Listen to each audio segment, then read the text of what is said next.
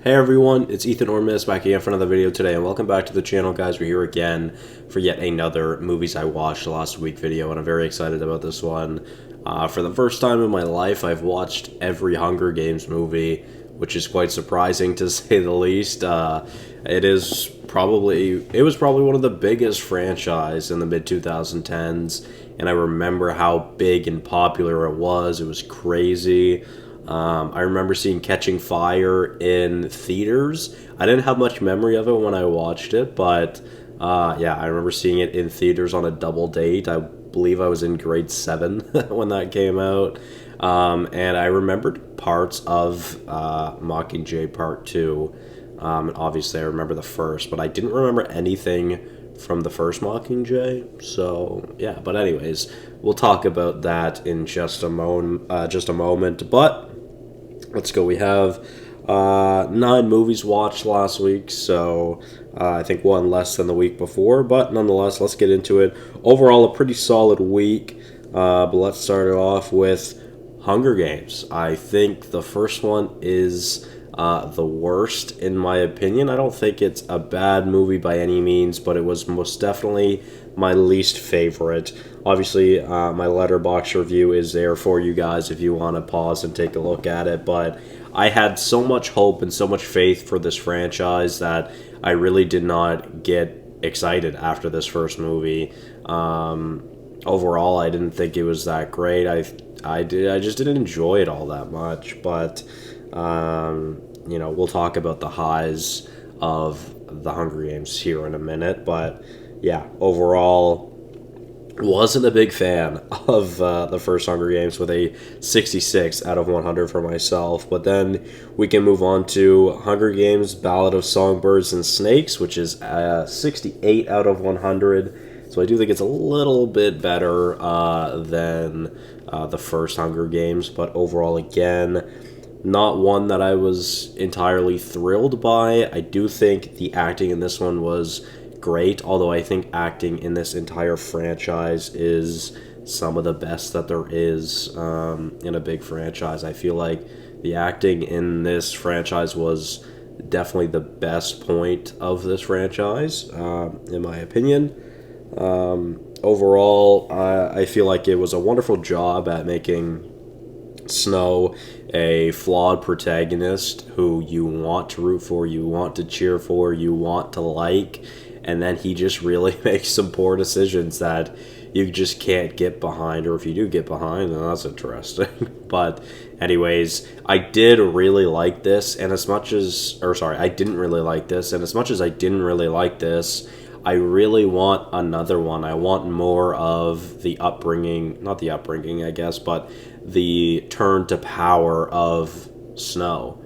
Coriolanus Snow, of course, he is fantastic. Tom Blythe is absolutely incredible in this movie, and I would just like to see more of that, so we'll see if that happens. You never know, anything could happen, but another thing being said, or with that, I want to see a movie about the very first Hunger Games. I want to see how it started. I want to see what that first Hunger Games looks like. That would be very cool. Anyways, let's continue on with what is next, actually. It's 16 Candles, a first-time watch for myself. This was recommended by my mom to me a very, very long time ago, and she was very happy when I told her that I finally watched it. Mel and I watched it together, and we both really enjoyed it. We thought it was hilarious and so much fun. I absolutely love John Hughes as a director. I think the 2 movies that I've seen of his are really, one of them is really good, and then the other one is pretty much perfect. I have not watched Ferris Bueller's Day Off, but that is on my watch list, and I'll eventually get to that. So 16 Candles gets a 77 out of 100, and again, I thoroughly enjoyed that. Then we can move on to Mockingjay Part 1, which I did actually enjoy more than 16 Candles, even though I still ranked it a 77 out of 100. And I know a lot of people don't like the first Mockingjay. A lot of people don't like either Mockingjays. But personally, I really enjoyed them both. I thought they were both pretty good. I don't think they're the best in the series, but we'll get to that in a moment. Overall, I feel like this series is all over the place. I have two decent, two good, and then one amazing movie from this franchise, so we'll talk about that in a moment anyways. But yeah, this reminded me a lot of Deathly Hallows Part 1, like where it was like the calm before the storm. But it's definitely not as good. And Deathly Hallows Part 1 is my favorite of the Harry Potter franchise, so yeah, either way, I did enjoy this movie still. It's not as good as the first and the fifth, but I did still enjoy it, so this would land itself in the middle of the ranking at number 3 for me in Hunger Games. And also, I should shout out, I've been listening to the Hunger Games soundtrack from Mockingjay Part 2 a lot. James Newton Howard is the composer for the entire franchise, and his music is incredible. I absolutely love There Are Worse Games to Play from Mockingjay Part 2. That's definitely my favorite to listen to. Figured I'd shout that out just because it's amazing. But with that being said, let's continue on to Mockingjay Part 2 with a 79 out of 100. So a little bit better than Part 1. I did enjoy it more. Spoilers if you haven't seen it. I was so sad when Finnick died because I absolutely loved Finnick. There was a lot of characters in this franchise that I didn't think I was going to like, but it turned out I absolutely loved them, and Finn was one of them. Same thing with Haymitch, and same thing with Katniss. I really didn't expect to like Katniss, but I really ended up enjoying Katniss, and Katniss is another kind of flawed protagonist that, you know, obviously you do cheer for, you want to cheer for, but some of, not her personality, but some instances throughout her character's arc that it's a little bit harder to be on her side, I guess. But overall, I did enjoy this. I thought this was a good way to end up the storyline of these 4 movies. And obviously, with watching Songbirds and Snakes, it shows how much, or not how much, but it shows why Snow has such a soft spot for Katniss because of, you know, his past with that. So it makes sense as to why he hated Katniss as much as he did. So with that being said, let's move on to the next movie now in my top 4, which is Christopher Robin, a 80 out of 100, the first great movie of the week, the first 4-star of the week. I watched this with Mel as well. I thought this was really funny and cute. Overall, a very interesting story, and I really enjoyed it. Plus, of course, Ewan McGregor. I love Ewan McGregor. I started off my week, actually, I think, with, two Ewan McGregor movies this week. So, we'll get to the other one in just a moment. But with that being said, let's move on to number 3 of the week, which is American Sniper.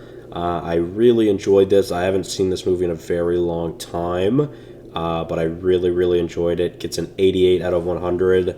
I think for the Clint Eastwood directed movies that I've watched, this is the best. I've only watched 2. It's this and Mystic River, but I really enjoyed this one a lot, and the score in this one was really terrifying and really kind of submerged you into this world and the world of this war.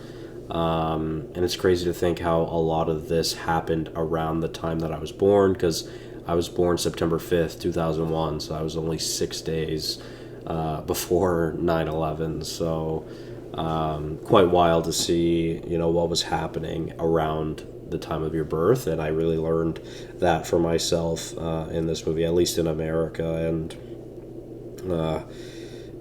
so with that being said, we'll move on to my favorite of the Hunger Games movies, which is Catching Fire. Without a doubt, my favorite of the franchise, a 90 out of 100. This is what I expected from this franchise. This is what I was looking for from this franchise. I felt like this one was absolutely incredible. I thought it was just, everything about it is just the best in my opinion. And I absolutely loved it. So I do plan on rewatching all of the Hunger Games next year, and I'm intrigued to see what it'll be like next year, to see how much my ranks change, if at all. We shall see. Obviously, only time will tell, but definitely gonna do that next year. We'll see what happens. Overall, yeah, Catching Fire is definitely my favorite of the Hunger Games franchise. Although, again, I am hoping for more to come, but only time will tell. So, to be fair, I don't know much about books. I don't know if there are more books or not. So, but with that being said, moving on to number one, which is Star Wars Episode 3 Revenge of the Sith, my favorite Star Wars movie, and I absolutely love it. Every time I watch it, it never gets old. Every time I watch it, it hurts. Every time I watch it, I fall in love with it more. Every time I watch it, I wish the outcome changes. But that's what a great movie can do, right? That's how a great movie makes you feel, I guess. So, yeah, with that being said, thank you guys all so much for watching. Let me know your thoughts on my reviews. Let me know your thoughts on each movie that I ranked this week and I watched last week. And follow me on Letterboxd. Thank you guys all so much for watching. Hopefully you did enjoy, and I'll see you guys in the next one. Bye-bye.